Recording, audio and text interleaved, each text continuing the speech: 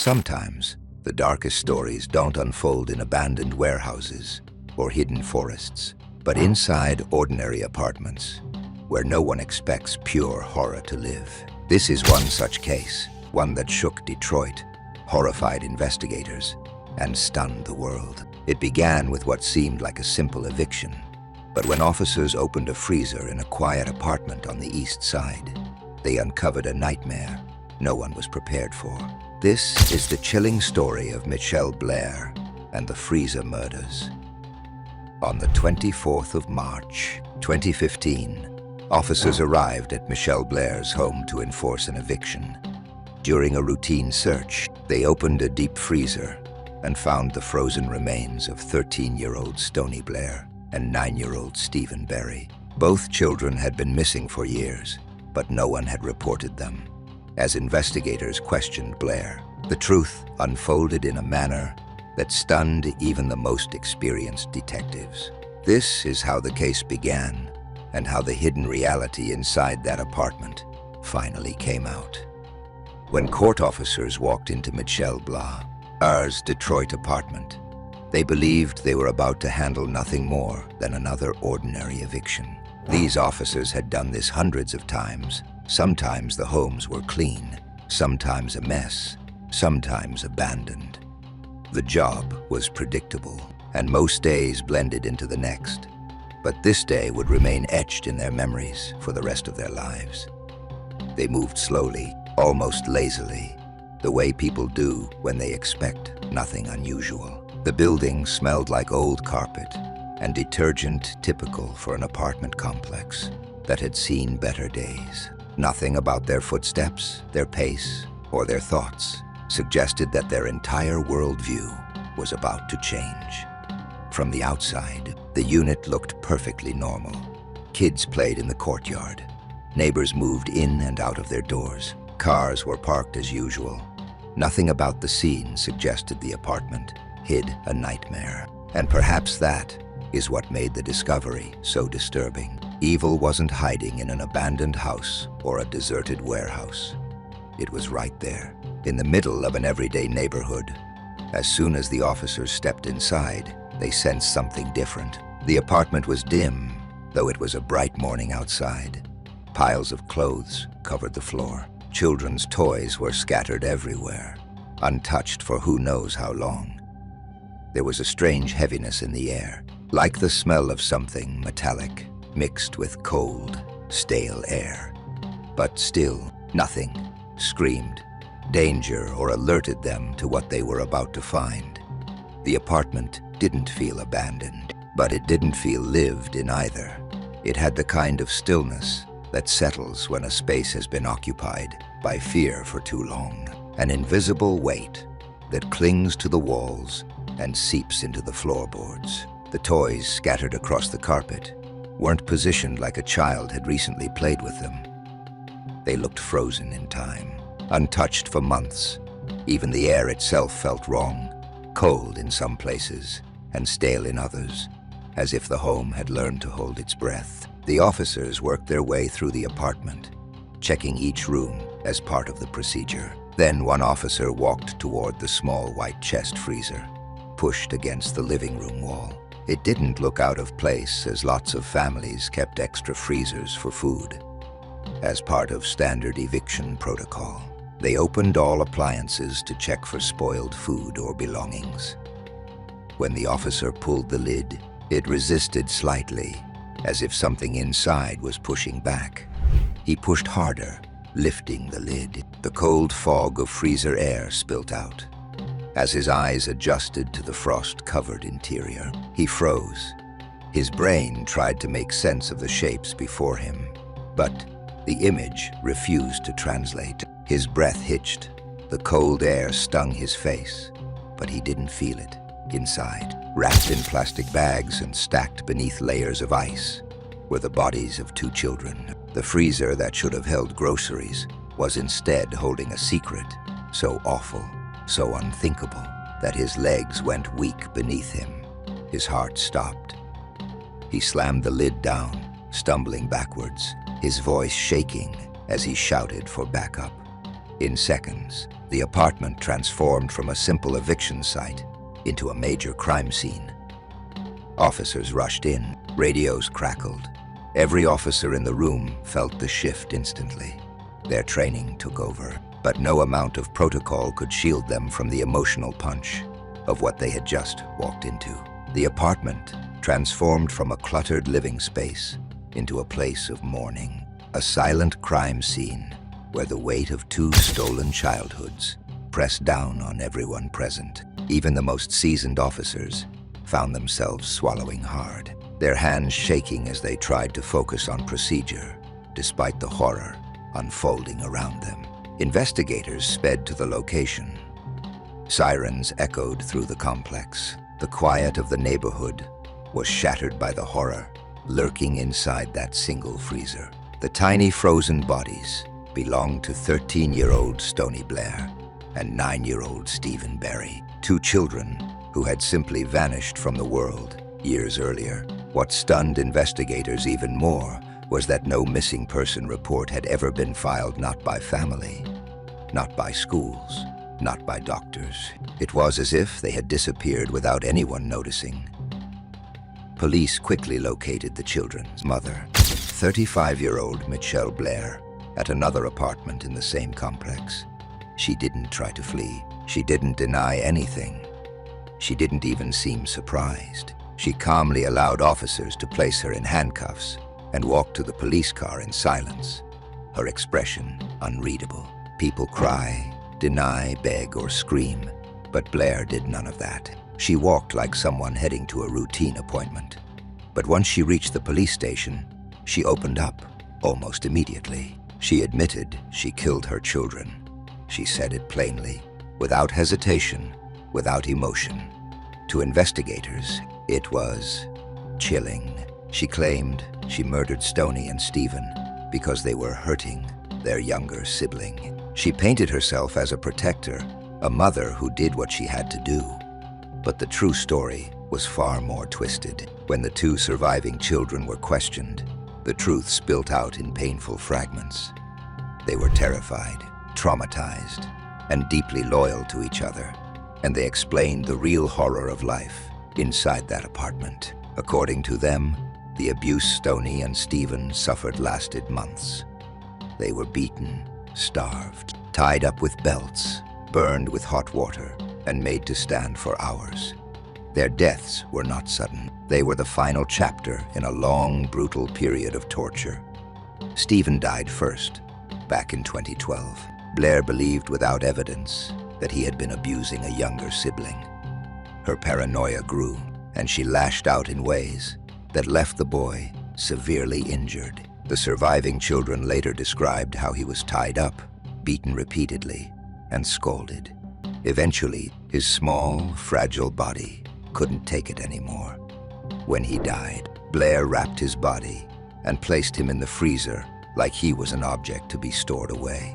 Almost a year later, in 2013, Stony became the next target.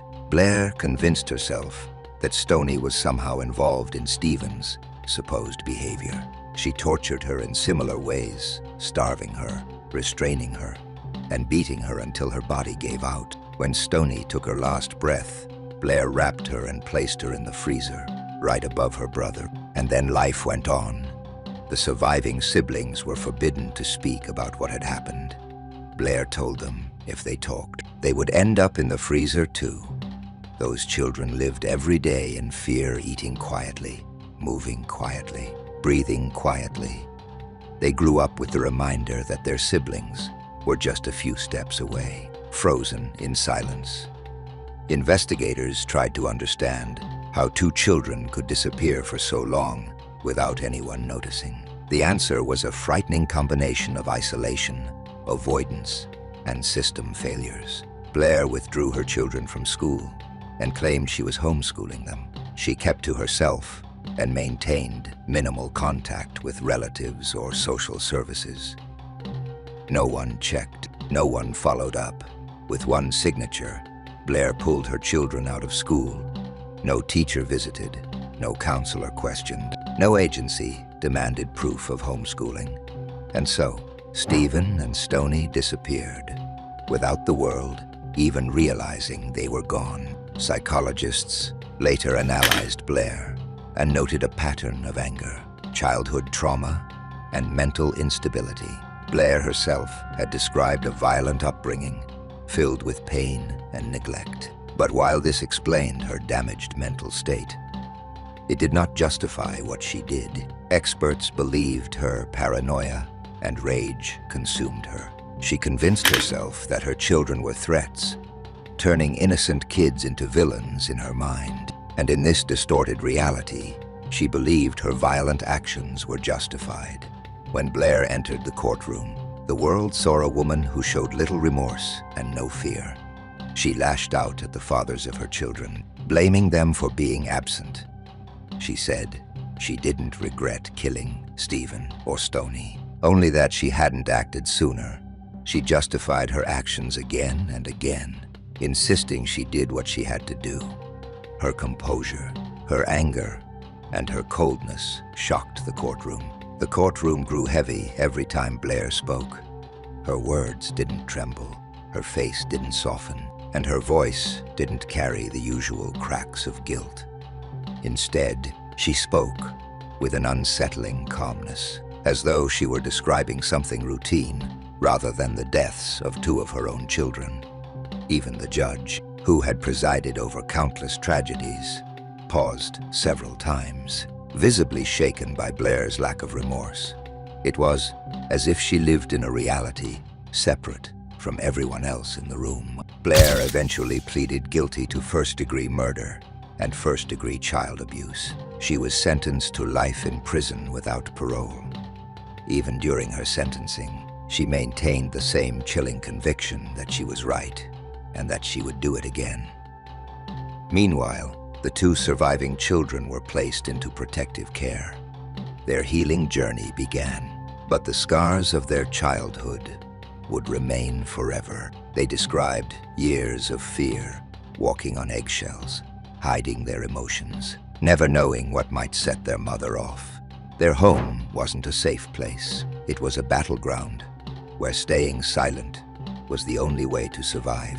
Investigators and officers who worked on the case admitted that it was one of the most disturbing crimes they had ever encountered.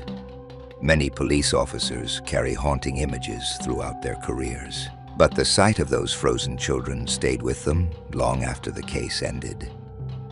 The quiet, the cold, the stillness of that freezer, it represented a horror no one could fully process. Some officers later said they avoided opening freezers in their own homes for months because the memory was too strong.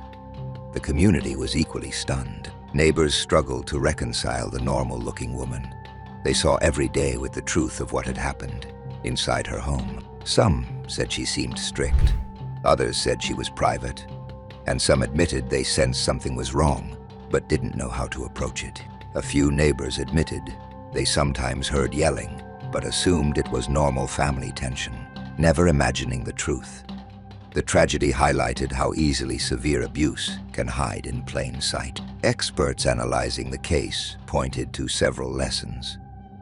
First, when children abruptly stop attending school, it is always a red flag.